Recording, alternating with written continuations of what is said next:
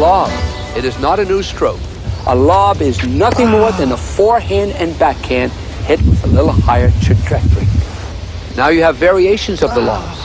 You have the offensive lob, which is nothing more than making contact with the same stroke setup as the forehand or backhand ground stroke, except just before contact, the racket head moves further under the ball, maintaining a firm wrist and a slightly open face of the racket head.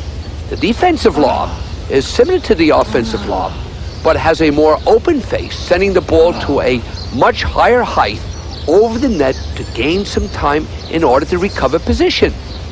Then you have the famous Andre Agassi topspin forehand and backhand lob.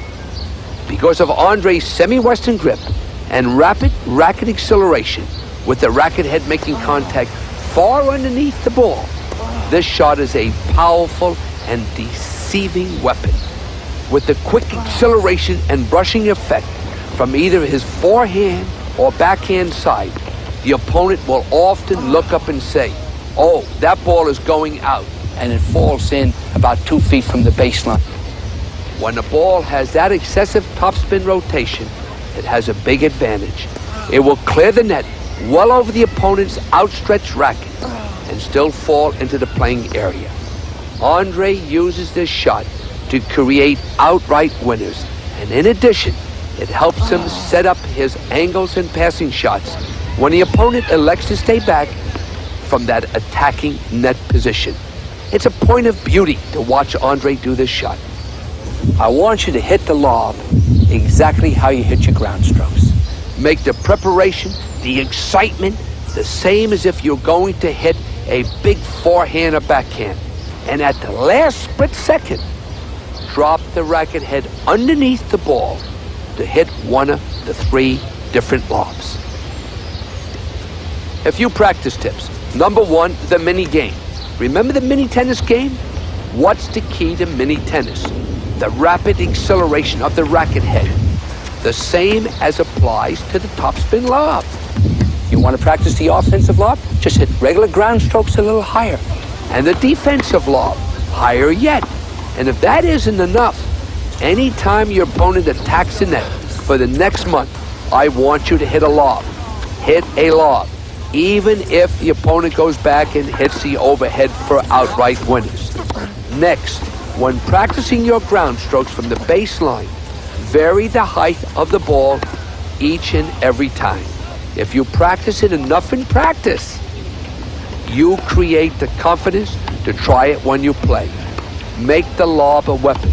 But remember, you've got to create that muscle memory so that it becomes automatic. You don't think about it.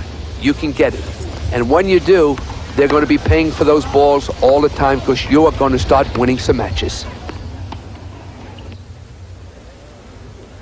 As I mentioned earlier, the most important thing about a lob is to hit it long rather than short to back your opponent off the net.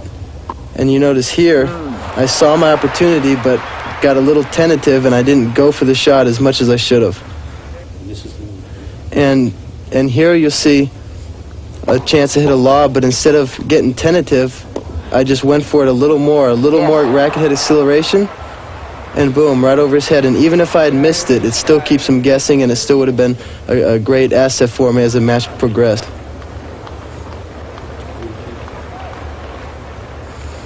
Watch the return, how I come forward and block under his feet, and I quickly get to the next shot, prepare, and the most important thing is disguising it. He had no idea that lob was coming, and that's what made it so effective.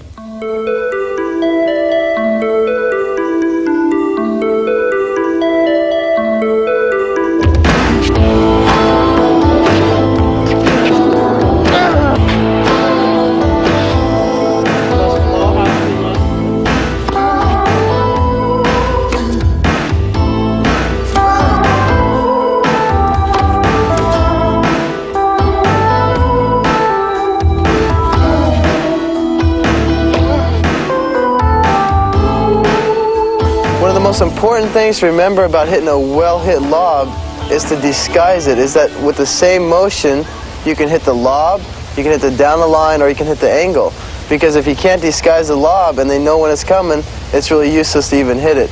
And if you're going to hit the lob and you think you might miss it, don't be scared to hit it effectively, even if you think you might hit it long, because it's important to always keep that guy guessing. And I'd rather hit the lob out than hit it short and have him put it away. The lob, the offensive and defensive lobs. There is nothing more important than the disguise in the lob. You must hit the lob as if you're going to hit a ground stroke. You set up exactly the same. The lob is exactly the same as a forehand and backhand. Hold that ball on that racket and just hit it a little higher over the net. That's all you've got to do. In order to learn that topspin lob, you've got to drop that racket head far underneath that ball. And you've got to accelerate that racket head with a brushing effect. Don't be afraid. Try it.